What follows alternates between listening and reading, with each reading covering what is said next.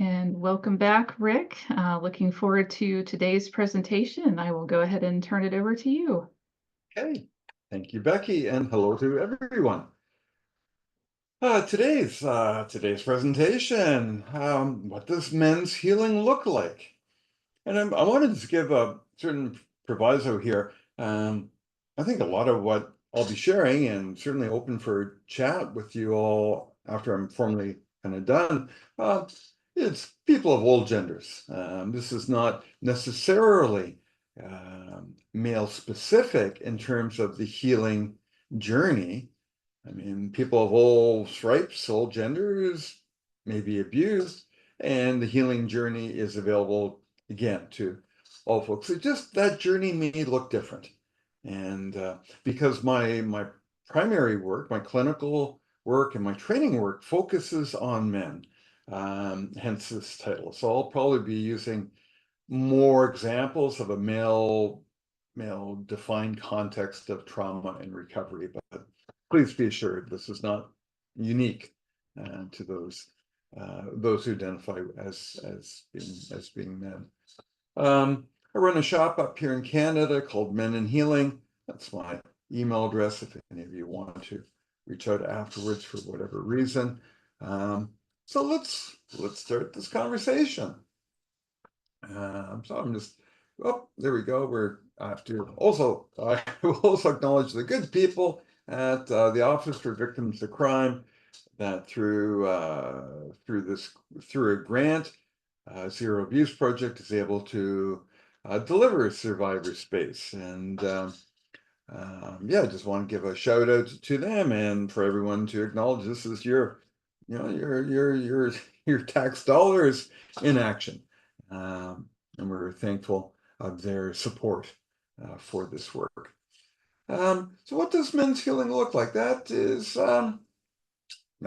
a good question.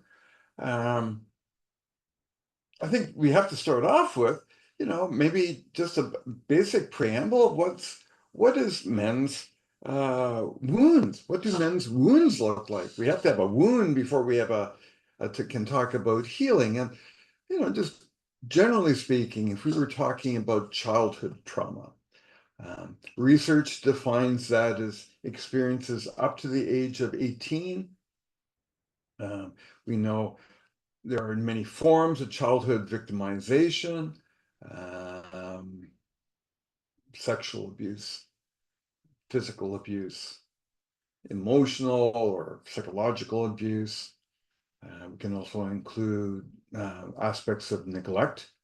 And I think certainly for our work, serving men over the years, a greater recognition of significant bullying in causing a traumatic reaction that can be seen in adult survivors. So from where we started doing this work, or where I started doing this work 25 years ago, I think two things. One is when we talk about childhood wounds, we're focusing, the trend is to focus more away from these categories of abuse and talk more about trauma as the consequence of these forms of abuse. We need to be attentive that in research land, there's ample evidence to suggest not all people who are abused take on traumatic characteristics.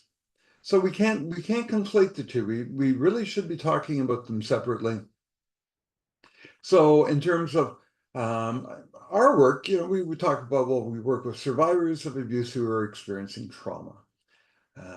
So I think that's an important one to recognize.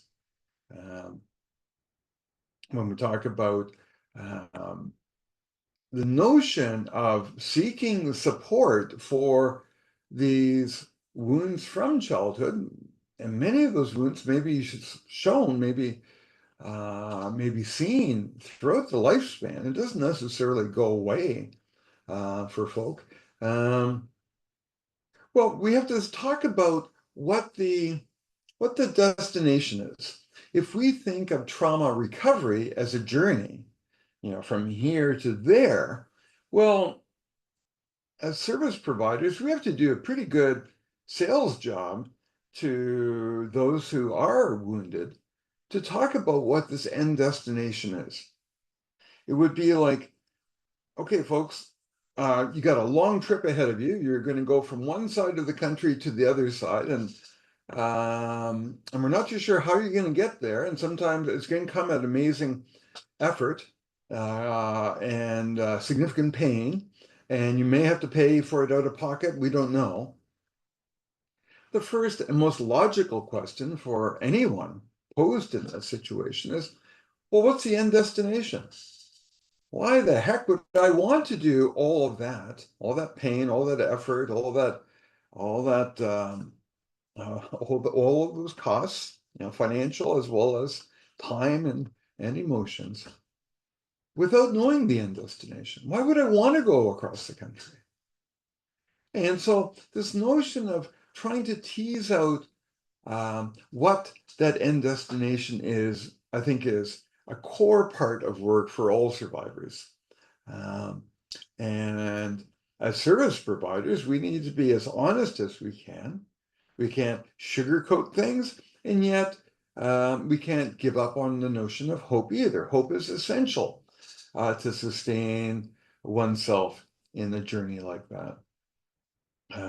So yeah, I'm appreciate you, joining me in this kind of exploration of what this journey would look like and what the end destination may also appear to be.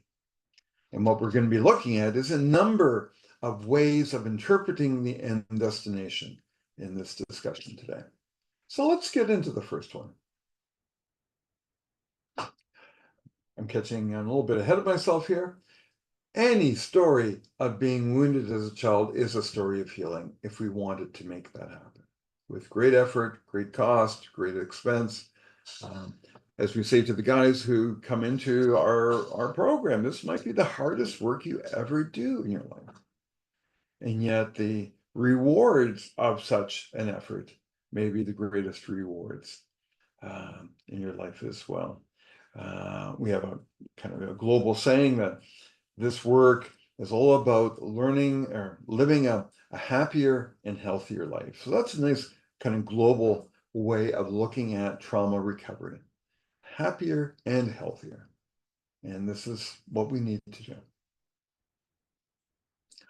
Now, what trauma recovery may be for a man may be quite different than the image or qualities of how that's associated with people who identify as women.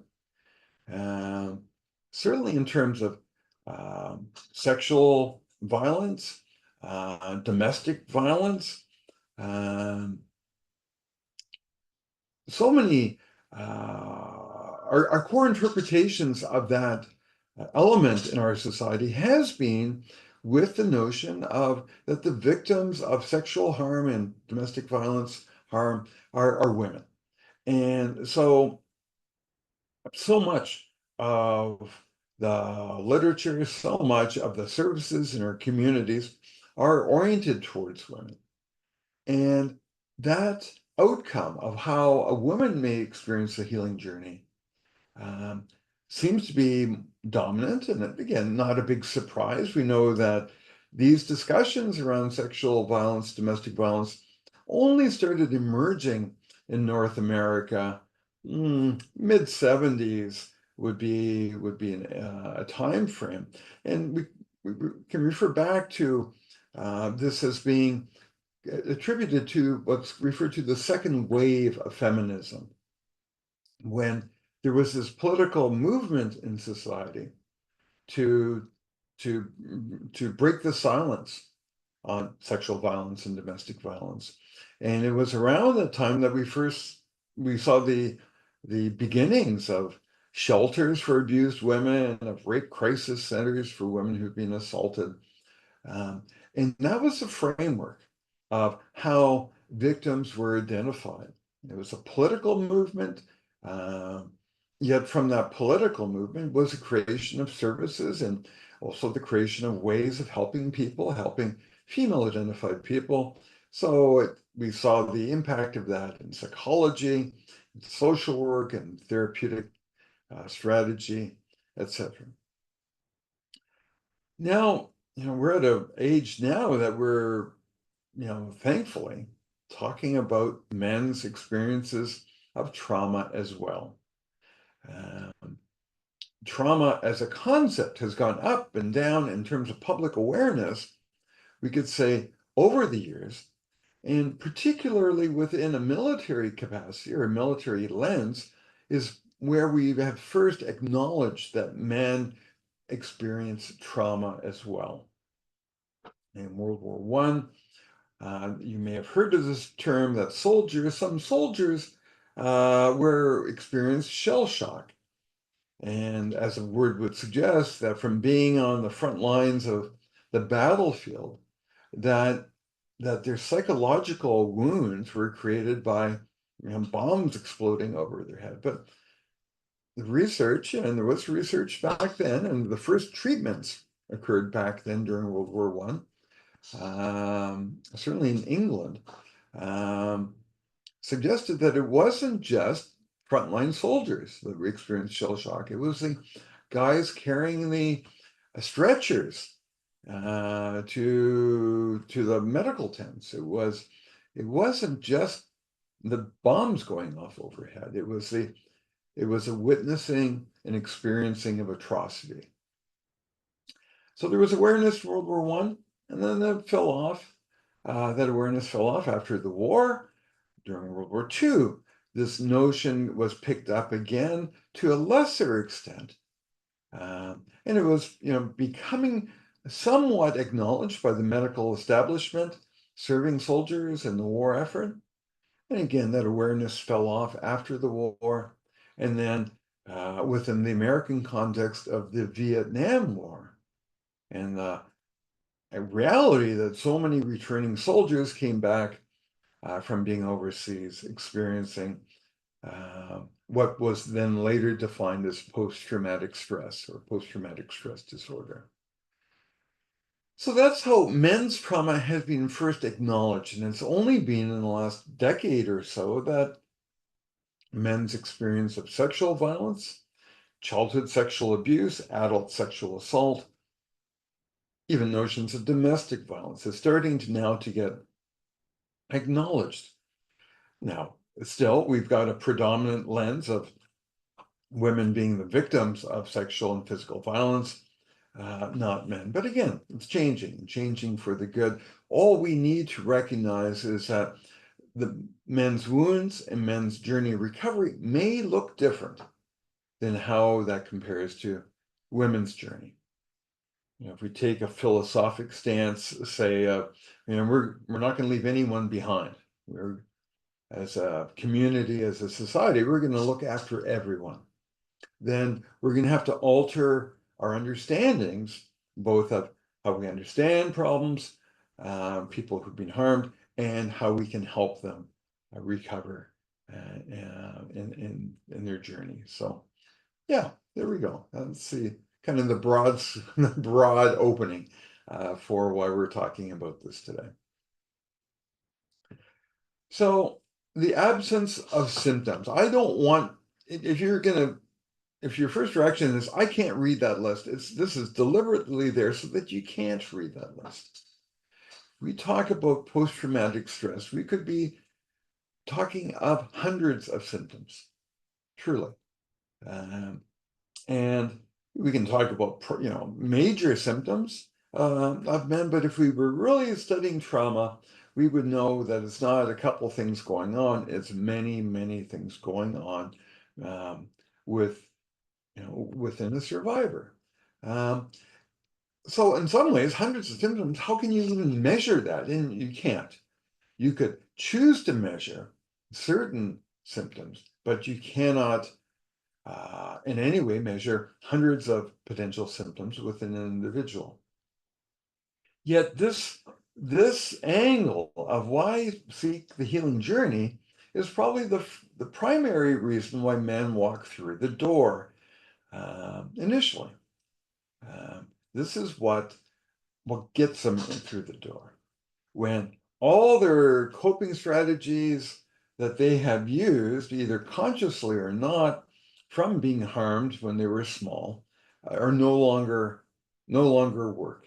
And as they walk through the door, it's the notion for them to say, well, I was harmed as a child. I need help. So what kind of help do most men present in the initial stages of help seeking? And it's going to be addressing the big issues in their life. And I'm going to say there are three most primary issues. Um, First of all, apart from talking about post-traumatic stress, knowing that there are many symptoms, we could call them symptom clusters if we want to get more organized about it. The biggest things that go on for in men's lives are mood issues, um, clinical depression, um, uh, a diagnosable degree of anxiety and anxiety disorder. Those are two of the uh, most major, psychological presentations of men seeking care, apart from what we can measure in some sort of post-traumatic stress inventory.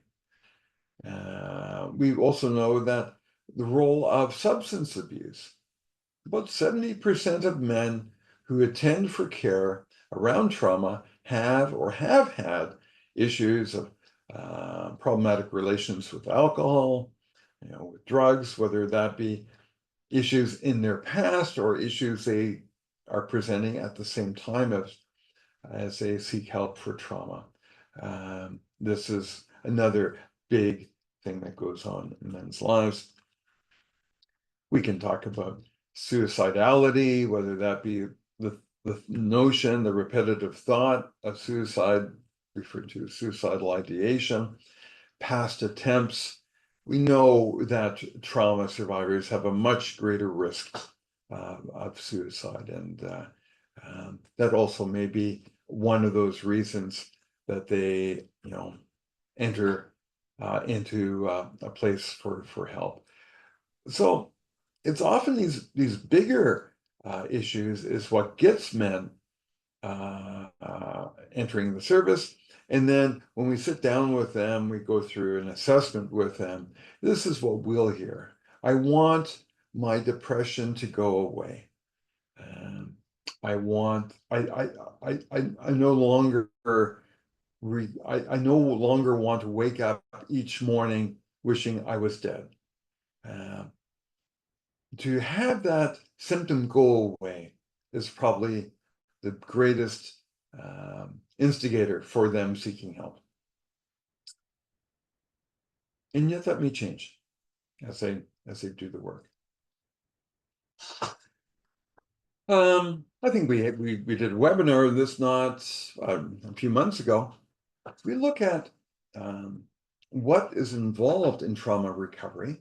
We can say that it's a three-stage process. This is referred to in the lingo as a triphasic model of trauma recovery. Tri meaning three. So it means that a person needs to go through three separate stages of engagement to seek the recovery. Let me briefly outline these in theory, and then I'll talk about an application of that. The first one, and there are different trauma theorists who have written about this. I'm just using language that some of them use, and this that we've incorporated in our program. The first one is called safety and trust. And that's the notion that that individual needs to be resourced. They need to gain strength about understanding their trauma, what happened to them. They need to gain strength in order to do the heavy lifting of the emotional journey of trauma recovery.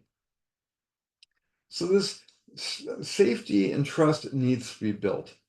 And so many people come into therapy not feeling strong. I mean, truly, most people, if we had to consider them when they knock on our door, they're depleted. And with any person who is depleted, we need to strengthen them before we do anything else. I mean, can you imagine going somewhere and you are so hungry? Well, hungry people can't elicit change in their life. Um, if if a child is in school and comes to school with an empty tummy, they're not going to learn because again, they're depleted. Um, so the same is true with the trauma survivor, and there's a variety of strategies and ways that we can help build the sense of safety and trust. Um, in terms of what that would look like in therapy or group work, it would be a lot of teaching, a lot of learning, believing that they need to know the structure of how to do it all. They need to attend to issues in their life that may be distractions to their healing. They may need to realize that that part of them that thinks they're going crazy, or that part of them that thinks that, oh, it's just my personality of why I'm this way. They need to realize that this is all perhaps part of the trauma as how it's presented in your life.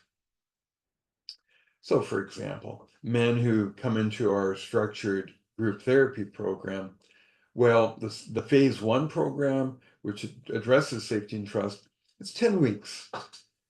10 weeks of content, of conversation, of trust building. We don't go any of the big stories in phase 1. Big stories wouldn't be safe to open and to open up in phase 1. Those stories are for later. As we say to the guys, in phase 1, it's like learning how to swim, and we're in the shallow end. And if you want to open up and tell your big story of what happened to you as a child or what have you, that sounds like you want to swim in the deep end. But, we're only in the shallow end now, and you're going to have to stay in the shallow end until we finish, and then you can check out the deep end. So, phase 1, shallow end. Phase 2, this working through notion, is the deep end work. Now, proportionately, phase 2 work takes longer than phase 1 work. And part of this is now it's the emotional journey. It's not the head learning journey. As words may come to describe this middle section of recovery, it's remembrance, it's mourning. You can hear the emotions just of that grief work. It's building on notions of integration. So often trauma is in bits and pieces in people's lives.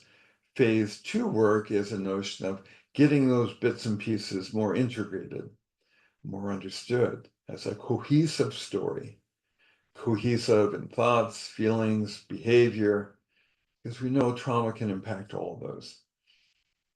If we can build a cohesive memory, if we can build upon this notion of integration, that's great. And it's in that emotional heavy lifting of phase 2 work that truly we see then the individual achieving, getting closer and closer to what most people would define as trauma recovery. In our program, we have an exercise that we offer men in phase 2 as they are nearing their finish, and that is, we call it testimony. And it's their opportunity to tell their whole story, the whole enchilada in front of the other guys, from beginning to end, not editing out their story, not avoiding parts of it that might have big emotions attached to it. It's honoring the story. And that preparation and then delivery of testimony is probably the best marker to suggest trauma recovery. So if a man finishes his testimony in front of his peers, that's symbolically, he's now done his trauma work. He can now then finish the formal involvement in trauma care. Now, this still suggests there's another stage, and that's reconnection. Reconnection is now for him to live the life he wants to live. what we call living the authentic life. He's really reconnecting to his original self that was always there before the harm was done to him. And because of its nature, phase 3 work is uniquely individual. It's not a group program, it's not a group model. It's what he wants to set out for himself afterwards. And that could be in the therapy room, but more often than not, it would be outside the therapy room. Some men choose to live their life differently. Maybe they choose a new career for themselves. Maybe they decide to always take that yoga class that they've always were curious about, to really embrace them, have a different relationship with their body. It might be moving in a position of volunteering, giving back to the community in a way that honors themselves and their fellow community members. It has so many unique expressions, but that's what we know of trauma recovery. 3 stages, it has to be done in that order. So here, we've got another model of healing right in front of us.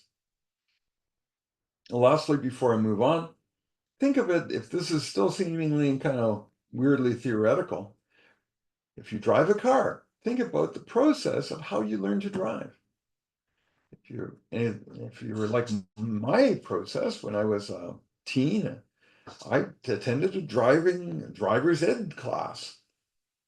Okay, for a while there, I was in a classroom with other people learning how to drive. We looked at driving theory. We looked at the rules of the road. We were in a classroom.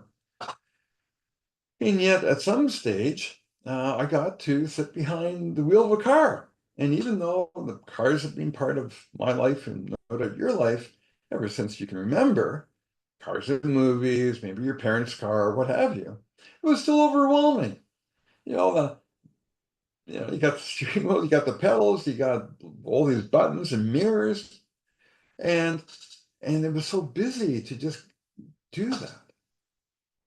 And yet one day, it was a kind of magical day. If you're a driver, one day you just got in the car, you turned the ignition on, and you went. So that notion of being busy in your head, first of all, moving to, that's what we call it, you're learning it. Trauma recovery, you got to learn it first. But you learn it first and you practice it, then you start to know it. Just like turning the ignition on and going. But knowing how to drive is not the goal. That's not why people buy cars. People buy cars so they can live the life they want to do. They can get where they want to go. So the phase 3 is now, what was that driving skill serve you? Well, you learn it, you know it, and then you live it. And that's another way of talking about these 3 stages of trauma recovery. But we'll move on and look at some other notions here. Here's a notion of testimony that I already just mentioned to you. It's probably the most powerful work that a man does in our programming. And it's always lovely to hear of guys who've done our program. Sometimes they contact us, years later and say, this is what I learned from that program. And when I actually had that ability to speak my whole story in front of the other guys, I knew it. I knew I was now past the pain. Not that it magically all goes away, but to be now in recovery rather than being wounded. That's a ticket.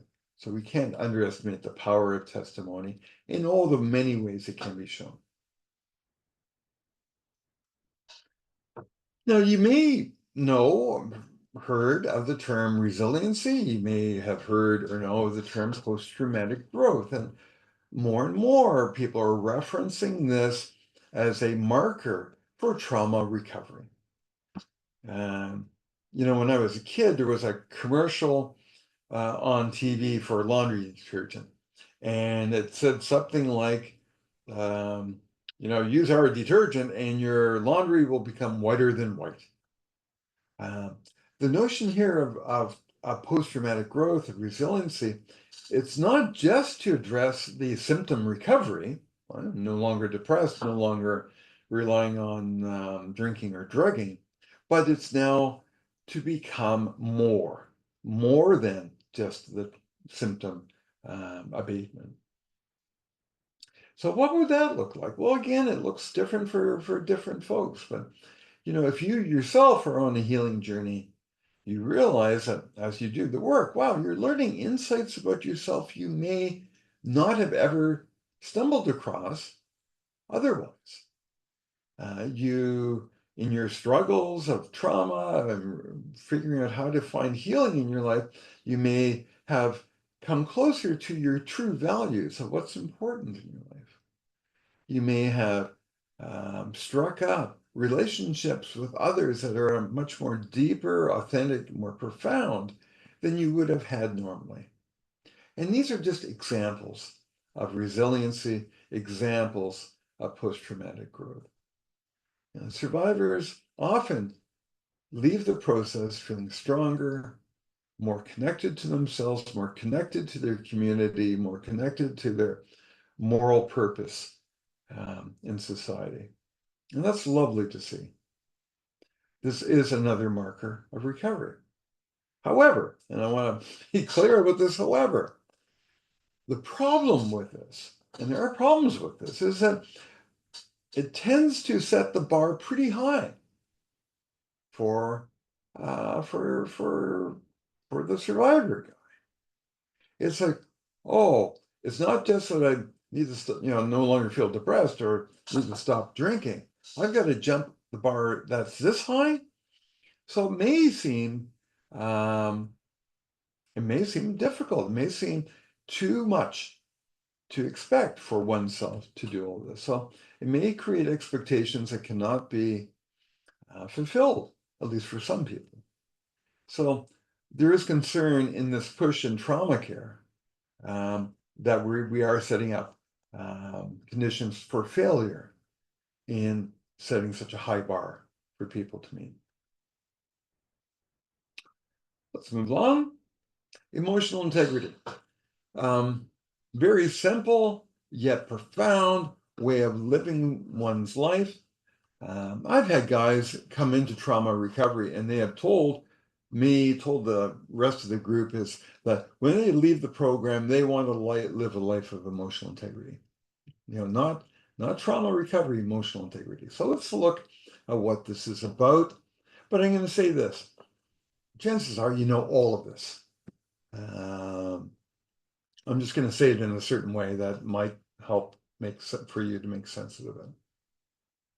So emotional integrity is a way of living one's life, conducting oneself in relationships of significance, and I'll come back to that, based on three premises. And these are steps. They have to be done in order as well.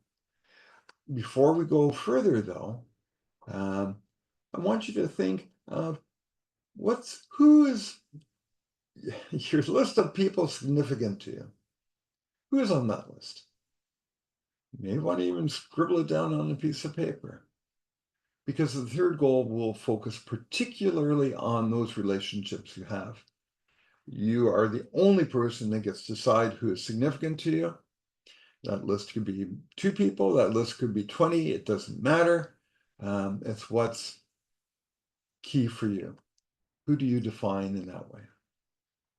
Okay, step 1, people need to be profoundly honest with themselves. That sounds really basic, and while it is, it can't be assumed. There are a lot of people, I know some, you know some, that aren't terribly honest with themselves, that live a life of some pretense. Like those horse races, the horses wear those shields so that they don't look at stuff. It's like that. And yet, if we are going to seek a life of emotional integrity, or a life of healing, which emotional integrity could be a model for that, we've got to look at everything. We've got to look at everything within ourselves. If we can do that in life, and that's, if we can proceed on to step 2. If you can't achieve step 1, you're not going to be able to do step 2. Step two, owning one's feelings and behavior. And we could simply say, take responsibility in life. Well, we know that people need to take responsibility in life, yet do they always? No, no. We've got lots of examples of people who are not responsible for their behavior and let alone owning their feeling states. So we all learned in kindergarten that we are responsible for ourselves. This notion of responsibility of feelings need to be expanded a bit too. EI, emotional integrity, suggests that no matter what you're feeling, these are your feelings. You're responsible, they're within your domain. So it's not like if you embrace emotional integrity, you can't say, oh, that Becky, she pushes my buttons. Sorry, Becky, and you don't push my buttons. But, if I said that, that doesn't reflect integrity. There's no one that can get inside me and press a button to make me angry. If I have an angered reaction to anyone, that's within my domain of responsibility. I can't go around and say, oh, this type of situation always freaks me out. Well, no, it's not the situation that freaks me out. I'm freaking out because I'm in the situation. And I also have the ability to work on, challenge, adjust this tendency I may have called freaking out. So of course, we have to take responsibility for behavior, but we also need to take responsibility for emotional reactivity within ourselves. And we can say, well, okay, I'm working on that. And step one and step two is really what we would define as therapy in most ways. Step three now, back to the significant people. Here now is the goal of closing the emotional space. So if this is you and this is your significant person in your life, whoever they may be, your child, your partner, your best friend, whatever, it's no longer to hold a relationship with this type of distance. Now I'm going to show it with my hands, like I'm talking about physical distance, but I'm really talking about emotional distance. So if this is you, you are now responsible for taking steps to get emotionally closer to these significant people in your life. Now, that may require a significant change because so much of Western culture, and then I'll also suggest so much of conventional masculinity, is that we hold people at a distance. We are not necessarily open and vulnerable and revealing of ourselves. Yet if we really want to capture the beauty and the payoff of emotional integrity, we have to take these steps to become closer. And that for men may be to adjust some or much of their masculinity to allow for that. And of course, that's a challenge for many men, and yet that's an incredible reward for those men who do the distance on that. That's emotional integrity.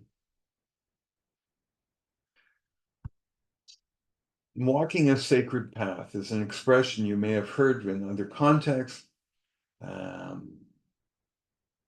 Then that differs from a survival path. So I'm going to move out a little bit out of trauma realm now. I mean, a survival path for you, me, everyone on this call. What do we do? Well, we wake up in the morning. We wake up in the morning, go downstairs, make some breakfast, put some coffee on, but we might be needing to feed our children or feed the people we love. Then we get to work and we work because we need to make money to pay for the roof over our head and pay for the food. And we work all day and then we're exhausted, but we have to come home and cook that nutritious meal for our family, then clean up after all that mess. And if we're lucky, an hour or two of Netflix before we go to bed and repeat the same thing. We all live we're all on the survival path. And there's nothing I'm not knocking that. It's just, that's life. A sacred path. Wow, that opens up a whole new realm of what you're here for. What's your purpose of life? If you think of yourself, I don't know, coming to being born and you've got sealed orders about your role, your gifts, your contribution to this world, well, the sacred path means that you follow through on those expectations. You give of yourself in your own unique way, and you share your unique gifts. And so it's a much more expansive, some would say, spiritual definition of recovery, of healing, when we can not just live a survival, be on the survival path in life, but we can also now live and walk on the sacred path in life. Internal strengths could be another framework of seeing this. This just suggests that we all have strengths within us, and they are part of who our nature, and they're part of who makes us who we are, and something we can also offer others. And yet, in terms of abuse and past trauma, we know that so many people are depleted because of the effort to survive, the coping mechanisms they've used.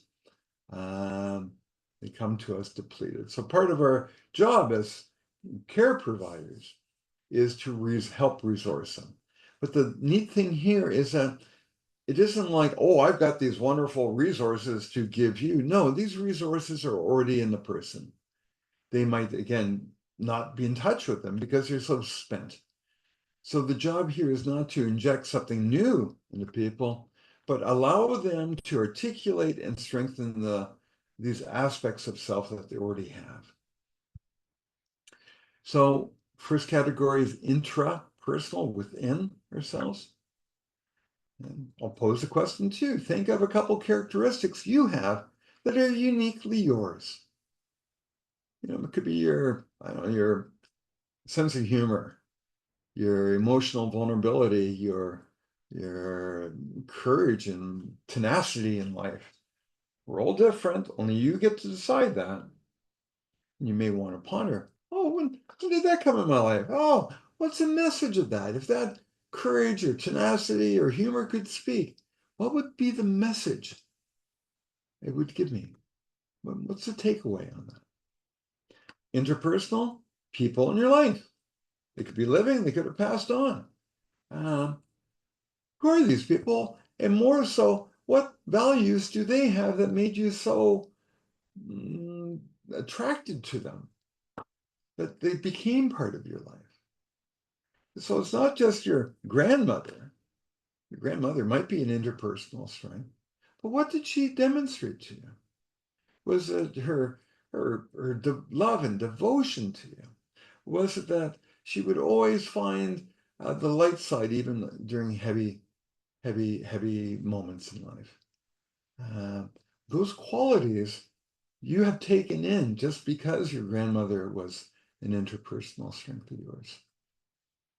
Lastly, transpersonal strength. Trans in this sense means beyond. So what's your beyond personal strengths?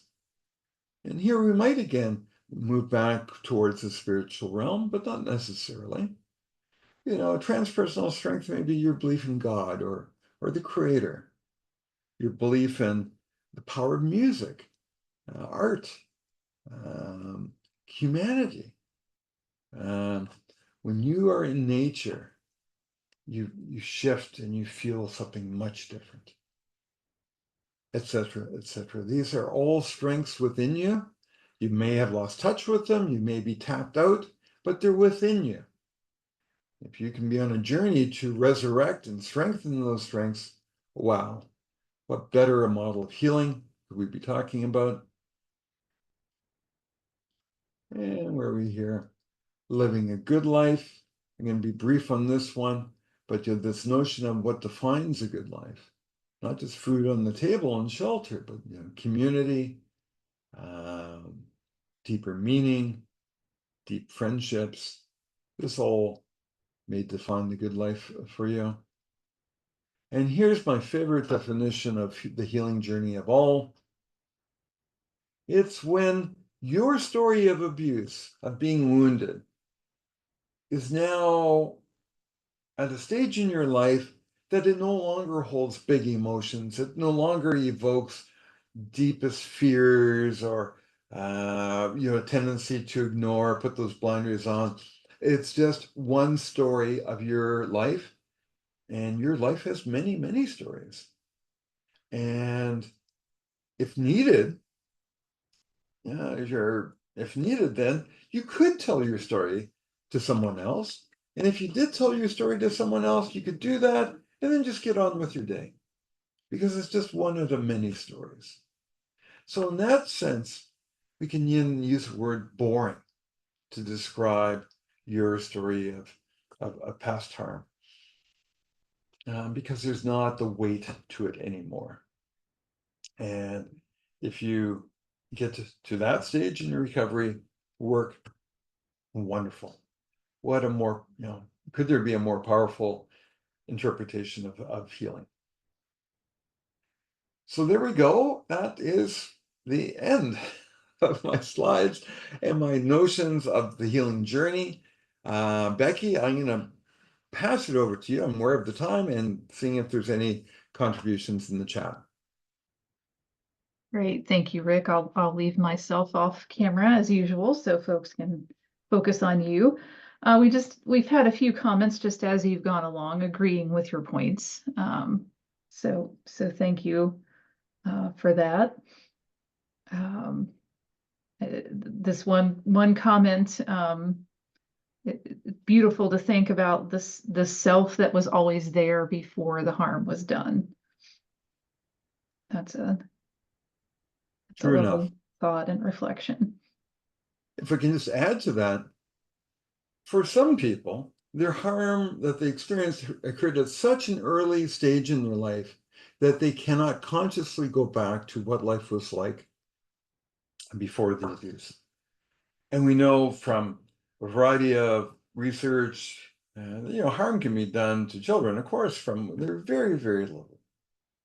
So some people, some men have issues with the notion of reconnection because they can't go back. So hence we put more emphasis on the notion of building an authentic life. If there's recall of the past that can be brought forward to the present, great. And if not, that's fine too, because it's still the same opportunity to build the life that one wants to live. And if we can move towards that authentic life, if we can move towards a life that's no longer weighted down or impacted or what have you by the past, it's really shooting for the same thing. So either way, I think it's a very valid strategy for many trauma survivors to attend. Yeah, thank you. And just the observation that I love the understanding that your strengths are within you. It's not something that has to come from outside of you, maybe with help to realize what your strengths are and to utilize them. But yeah. For sure. And there are different ways of doing that process to resurrect these strengths, to build them, get them, almost forming a dialogue. Okay, well, if I notice that, okay, I don't think I do, but if I had such an exquisite sense of humor, I could say to my humor, well, humor, like, why are you in my life? And the message I might be hearing back is, well, Rick, I'm here in your life because life is not always easy. It's a rough road we live much of the time. And I'm here to make your journey easier. I'm here to take out some of the rough spots, the big bumps. And that might be the message from the humor. Just like there may be a message from my grandmother, and just like there may be a message from what changes go on for me internally when I'm out in nature. And you feel the sun on my face, and I see the green, and I see the world as it should be seen. These are all ways to, again, to get stronger. so a new comment. I also had abuse in the crib before my personality emerged. So making a new self is what I'm doing, and it's hard. Yeah, and I'm gonna say it's hardest if you're doing it in isolation. So I know Becky knows this. I'm a big believer in group work. To be in a context of other people who are on a shared journey like yours. I mean, their story is unique to themselves, and yet the commonality is a way of gaining strength. Um, we, in the therapy biz, we can talk about individual therapy as using the metaphor of the roots of a tree. And we know that tree roots have to go deep. And the metaphor here is that's individual therapy. Wow, I got an hour with my counselor person. It's all mine, and I can help manage where it's going to go and focus on what I need to focus on. That's wonderful. But tree roots also have to have breadth, not just depth. And we know that tree roots, as they expand, they also connect to other trees. Um, and they pass all sorts of information from tree to tree. But that's what group work is all about. Like the notion to, because one story of being abused is so often so private, so personalized. And yet to be in a group situation where someone says, I know exactly where you've been, or, I've got your back, brother. That gives a certain strength to the recovery process that individual care does not. So hence, some folk believe, and I certainly do, is that the gold standard, if we could create the best care of recovery for that traumatized individual, is a combination of individual and group work. So that might be just to help find that authentic self within you. Thank you. And then a comment related to that, almost like picking and choosing aspects of the personality of other people that I want to emulate. And is that okay? Certainly, I think it's the only way to do it. You take any person in your life, and no matter how much you may care for them, I would suggest you probably don't want to emulate all their characteristics. We are all imperfect, and yet, if these people are in your life for a reason, there could be many qualities that you want to take in, and you get to choose. Um, it's not a mindless process. You can consciously say, I want to have more of this in my life. I want this quality here. I want it there. If we can do that, wow, we are really onto something, I'm going to say big. Great. Thank you, Rick. And I also wanted to say that this last slide that you're on, like when the story becomes boring, that that really resonates with me, just with my own experience, but also just through my career, having worked alongside a lot of advocates, volunteers, other folks who have a personal history of trauma, but they are working with other survivors in some capacity. And some folks I've noticed that when they get to a certain point of healing, presumably when their story becomes boring for them, where they don't necessarily want to do the work anymore. Mm. And there's a challenge with that because their getting into the work was in some ways sort of tied to their identity as a survivor. And so leaving the work feels almost like leaving their identity. So it's a little bit of a challenge. So that just that dynamic, that way of describing that's very interesting. Mm. Yeah, I think for people working in the field, Becky, I mean, that's a big one. We know that service providers, more than the general population, there's more greater percentage of us who are survivors. And, I use the word us because I've got lived experience myself of sexual abuse as a kid. Um, does that always, is that a lifelong purpose? The answer, of course, is very individualized. Um, but for folks who decide that they're going to leave the helping services business and do something else, become a potter or an accountant or what have you, I think also needs to be celebrated. Yeah, absolutely. Well, I know we just got a couple of minutes left. So as always, I want to give you an opportunity to talk about the online support groups. Yeah, thank you, Becky. If you are male identified, those of you in the audience, um, the Zero Abuse Project, through its service arm 1 in 6, and I'm going to say number 1, in6.org, 5 days a week, we operate the online support group, which is an opportunity for men to join to seek support, understanding, and learn some stuff about trauma and trauma recovery. It's an online group that you don't have to identify yourself. Everyone operates under a nickname, and you join other men towards those goals. It's free of charge. And for a lot of guys, it's a bit of a taste of what a group can. You kind of get that notion of what we were talking about earlier about group care, what that would feel like. So each 5 days a week on weekday, you go to the website 1in6.org. You can see the schedule. You should come into the group a few minutes before it starts because we cap the groups at 10. And we go for 90 minutes. There's always a therapist in the room, even though it's not a therapy program. So I run a couple groups myself. My colleague does as well. We have another staffer that we call a moderator who helps make sure everyone's contributions is on topic and on target.